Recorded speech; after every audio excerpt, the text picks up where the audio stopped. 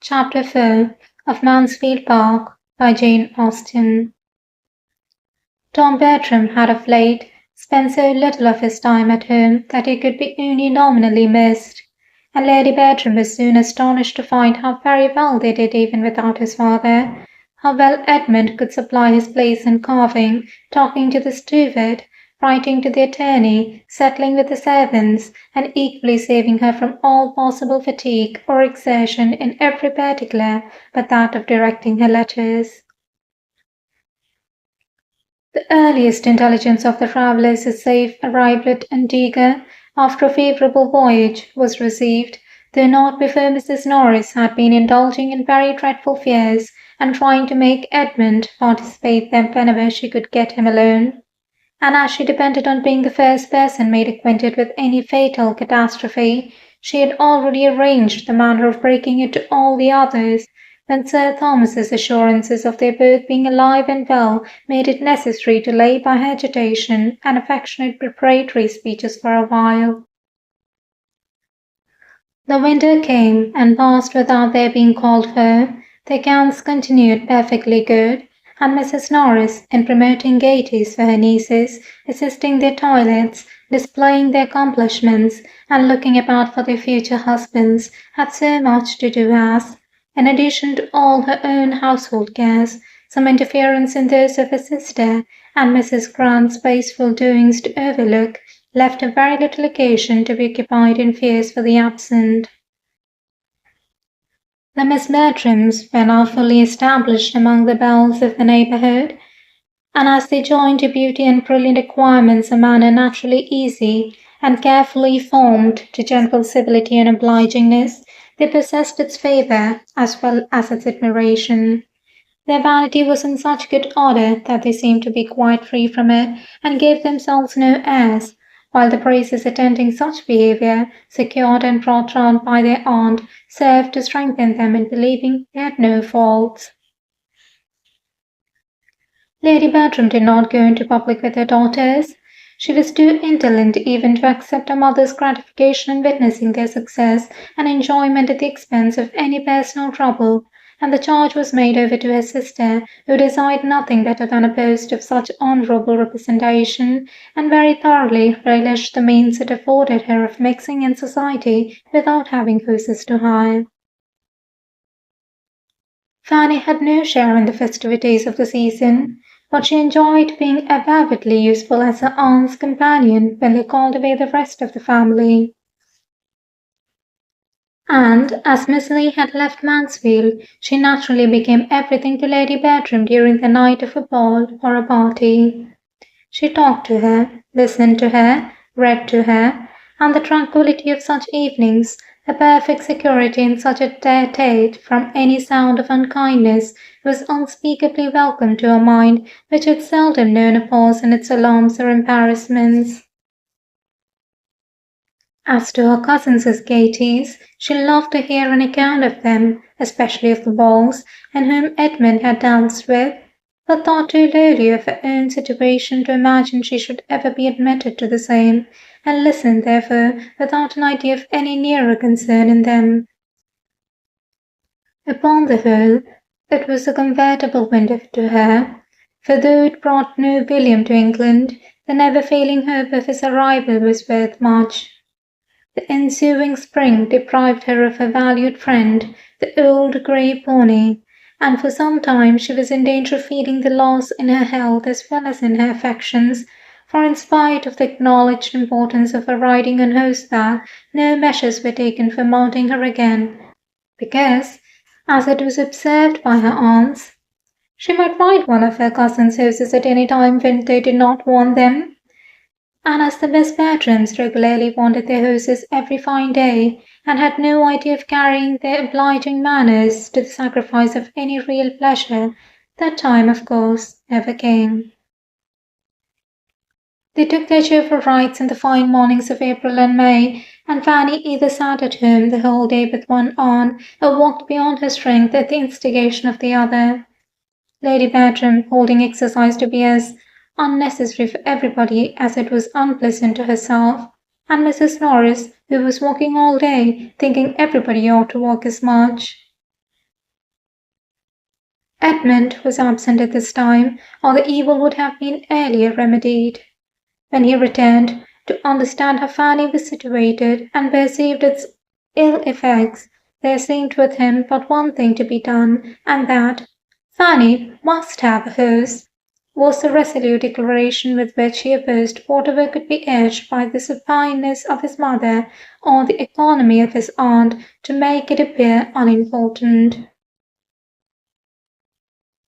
Mrs. Norris could not help thinking that some steady old thing might be found among the numbers belonging to the park that would do vastly well, or that one might be borrowed of the steward, or that perhaps Dr. Grant might now and then lend them the pony he sent to the post. She could not but consider it as absolutely unnecessary and even improper that Fanny should have a regular lady's house of her own in the style of her cousins. She was sure Sir Thomas had never intended it, and she must say that to be making such a purchase in his absence and adding to the great expenses of his stable at a time when a large part of his income was unsettled seemed to her very unjustifiable. Fanny must have a house, was Edmund's only reply. Mrs. Norris could not see it in the same light.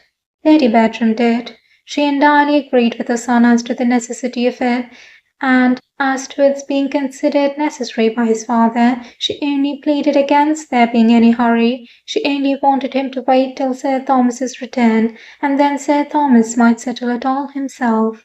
He would be at home in September, and where would be the harm of only waiting till September? Though Edmund was much more displeased with his aunt than with his mother, as evincing least regard for her niece, he could not help paying more attention to what she said, and at length determined on a method of proceeding which would obviate the risk of his father's thinking he had done too much, and at the same time procure for Fanny the immediate means of exercise which he could not bear she should be without.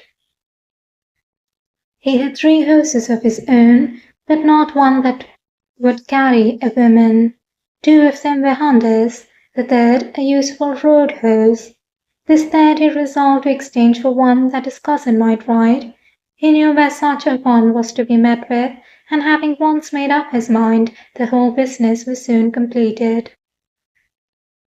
The new mare proved a treasure.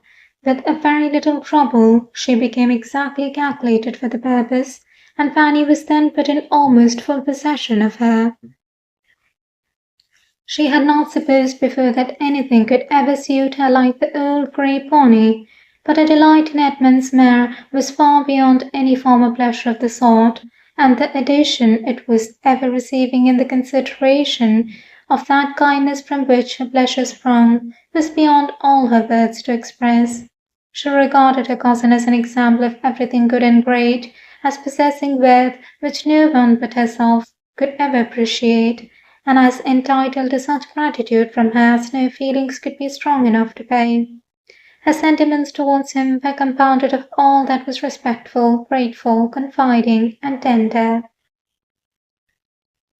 As the house continued in name, as well as fact, the property of Edmund, Mrs. Norris could tolerate its being for Fanny's use, and had Lady Bertram ever thought about her own objection again, he might have been excused in her eyes for not waiting till Sir Thomas's return in September, for when September came, Sir Thomas was still abroad, and without any near prospect of finishing his business. Unfavourable circumstances had suddenly arisen at a moment when he was beginning to turn all his thoughts towards England, and the very great uncertainty in which everything was then involved determined him in sending home his son and waiting the final arrangement by himself. Tom arrived safely, bringing an excellent account of his father's health, but to very little purpose, as far as Mrs. Norris was concerned. Sir Thomas's sending away his son seemed to her so like a parent's care, under the influence of a foreboding of evil to himself, that she could not help feeling dreadful presentiments, and as the long evenings of autumn came on, was so terribly haunted by these ideas in the sad solitariness of her cottage as to be obliged to take daily refuge in the dining-room of the park. The return of winter engagements, however, was not without its effect, and in the course of their progress, her mind became so pleasantly occupied in superintending the fortunes of her eldest niece as tolerably to quiet her nerves. If poor Sir Thomas were fated never to return, it would be peculiarly consoling to see their dear Maria well married, she very often thought, always when they were in the company of men of fortune, and particularly on the introduction of a young man who had recently succeeded to one of the largest estates and finest places in the country. Mr. Rushworth was from the first struck with the beauty of Miss Bertram, and being inclined to marry, soon fancied himself in love. He was a heavy young man, with not more than common sense, but as there was nothing disagreeable in his figure or address, the young lady was well pleased with her conquest. Being now in her 21st year, Maria Bertram was beginning to think matrimony a duty, and as a marriage with Mr. Rushworth would give her the enjoyment of a larger income than her father's, as well as ensure her the house in town, which was now a prime object, it became, by the same rule of moral obligation, her evident duty to marry Mr. Rushworth if she could. Mrs. Norris was most zealous in promoting the match, by every suggestion and contrivance likely to enhance its desirableness to either party, and among other means, by seeking an intimacy with the gentleman's mother, who at present lived with him, and to whom she even forced Lady Bertram to go through 10 miles of indifferent road to pay a morning visit. It was not long before a good understanding took place between this lady and herself.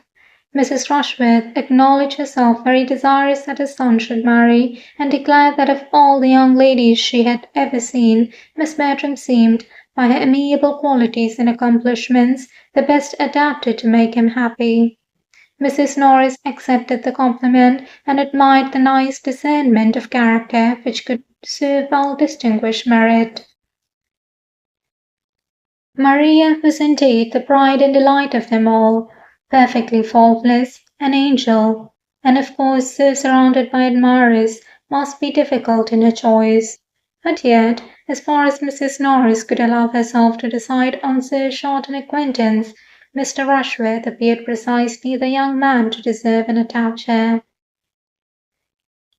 After dancing with each other at a proper number of balls, the young people justified these opinions, and an engagement, with a due reference to the absent Sir Thomas, was entered into, much to the satisfaction of their respective families, and of the general lookers-on of the neighbourhood, who had, for many weeks past, felt the expediency of Mr. Rushworth's marrying Miss Bertram.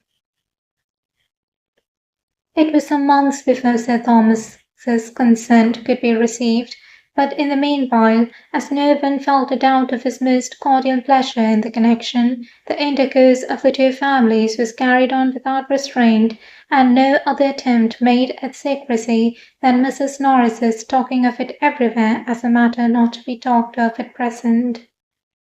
Edmund was the only one of the family who could see a fault in the business, but no representation of his aunts could induce him to find Mr. Rushworth a desirable companion. He could allow his sister to be the best judge of her own happiness, but he was not pleased that her happiness should centre in a large income, nor could he refrain from often saying to himself in Mr. Rushworth's company, "If this man had not 12,000 a year, he would be a very stupid fellow." Sir Thomas, however, was truly happy in the prospect of an alliance so unquestionably advantageous, and of which he heard nothing but the perfectly good and agreeable. It was a connection exactly of the right sort, in the same county, and the same interest, and his most hearty concurrence was conveyed as soon as possible. He only conditioned that the marriage should not take place before his return, which he was again looking eagerly forward to.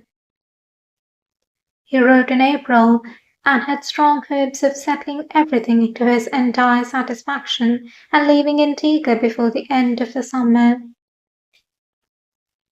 Such was the state of affairs in the month of July, and Fanny had just reached her 18th year, when the society of the village received an addition in the brother and sister of Mrs. Grant, a Mr. and Miss Crawford, the children of a mother by a second marriage. They were young people of fortune. The son had a good estate in Norfolk, the daughter £20,000. As children, their sister had been always very fond of them, but as their own marriage had been soon followed by the death of their common parent, which left them to the care of a brother of their father, of whom Mrs. Grant knew nothing, she had scarcely seen them since. In their uncle's house they had found a kind home. Admiral and Mrs. Crawford, though agreeing in nothing else, were united in affection for these children, or at least were no farther adverse in their feelings than that each had their favourite, to whom they showed the greatest fondness of the two. The Admiral delighted in the boy, Mrs. Crawford doted on the girl, and it was the lady's death which now obliged her protégée, after some months' further trial at her uncle's house, to find another home. Admiral Crawford was a man of vicious conduct, who chose, instead of retaining his niece, to bring his mistress under his own roof, and to this Mrs. Grant was indebted for her sister's proposal of coming to her, a measure quite as welcome on one side as it could be expedient on the other, for Mrs. Grant, having by this time run through the usual resources of ladies residing in the country without a family of children, having more than filled her favourite sitting-room with pretty furniture, and made a choice collection of plants and poultry, was very much in want of some variety at home. The arrival, therefore, of a sister whom she had always loved, and now hoped to retain with her as long as she remained single, was highly agreeable, and her chief anxiety was lest Mansfield should not satisfy the habits of a young woman who had been mostly used to London.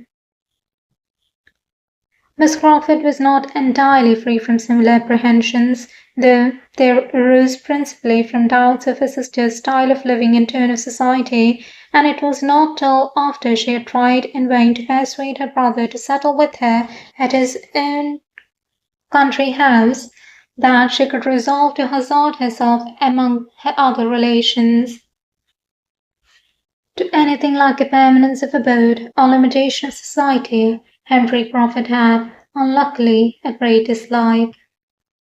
He could not accommodate his sister in an article of such importance, but he escorted her, with the utmost kindness, into Northamptonshire, and as readily engaged to fetch her away again at half an hour's notice, whenever she were weary of the place. The meeting was very satisfactory on each side. Miss Crawford found her sister without preciseness or rusticity, a sister's husband who looked the gentleman, and a house commodious and well fitted up, and Mrs. Grant received in those whom she hoped to love better than ever a young man and woman of very proposing appearance. Mary Crawford was remarkably pretty. Henry, though not handsome, had air and countenance. The manners of both were lively and pleasant, and Mrs. Grant immediately gave them credit for everything else.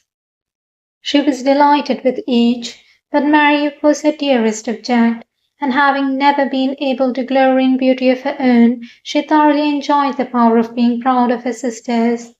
She had not waited her arrival to look out for a suitable match for her.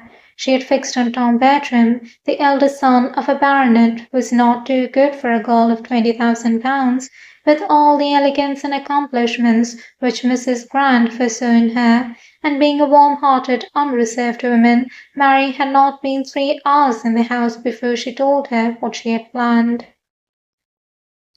Miss Crawford was glad to find a family of such consequence so very near them, and not at all displeased either at her sister's early care or the choice it had fallen on. Matrimony was her object, provided she could marry well, and having seen Mr. Bertram in town, she knew that objection could no more be made to his person than to his situation in life. While she treated it as a joke, therefore, she did not forget to think of it seriously. The scheme was soon repeated to Henry. "And now," added Mrs. Grant, "I have thought of something to make it complete. I should dearly love to settle you both in this country, and therefore, Henry, You shall marry the youngest Miss Bertram, a nice, handsome, good-humoured, accomplished girl who will make you very happy." Henry bowed and thanked her. "My dear sister," said Mary, "if you can persuade him into anything of the sort, it will be a fresh matter of delight to me to find myself allied to anybody so clever, and I shall only regret that you have not half a dozen daughters to dispose of. If you can persuade Henry to marry, you must have the address of a Frenchwoman. All that English abilities can do has been tried already. I have 3 very particular friends who have been all dying for him in their turn, and the pains which they, their mothers, very clever women, as well as my dear aunt and myself, have taken to reason, coax, or trick him into marrying is inconceivable. He is the most horrible flirt that can be imagined. If your Miss Bertrams do not like to have their hearts broke, let them avoid Henry." "My dear brother, I will not believe this of you."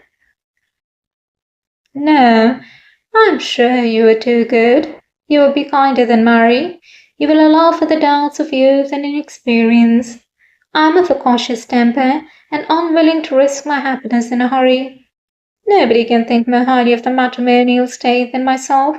I consider the blessing of a wife as most justly described in those discreet lines of the poet, heaven's last best gift. There, Mrs. Grant, you see how he dwells on one word, and only look at his smile. I assure you he is very detestable. The Admiral's lessons have quite spoiled him." "I pay very little regard," said Mrs. Grant, "to what any young person says on the subject of marriage. If they profess a disinclination for it, I only set it down that they have not yet seen the right person." Dr. Grant laughingly congratulated Miss Crawford in feeling no disinclination to the state herself. "Oh, yes, I am not at all ashamed of it. I would have everybody marry if they can do it properly. I do not like to have people throw themselves away, but everybody should marry as soon as they can do it to advantage." End of chapter 4.